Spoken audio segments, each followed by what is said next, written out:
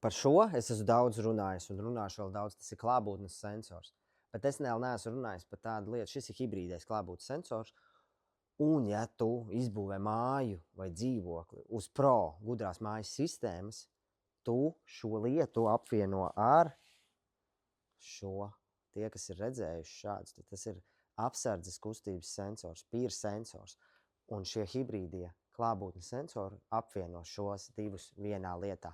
Pa dienu vai pa vakaru, kad tu esi mājās, viņš strādā kā klātbūtnes sensors un slēgā iekšā gaismu koridoros, mazajās telpās un vannas istabās, bet uzliekot māju uz apsardzes, viņš automātiski pārvēršas par ko? Pa apsardzes sensoru. Un no gudrajā mājā, profesionālajā versijā, to arī izbūvē visus sensors iekš vienas sistēmas, un viņi kalpo vairākiem nolūkiem. Tātad logi sensori, kas ir magnēti, kalpo gan drošības nolūkos, gan arī dažādu automātikas scenāriju palīdzībai, tā teikt, ventilācijai, kondicionieriem un tā tālāk.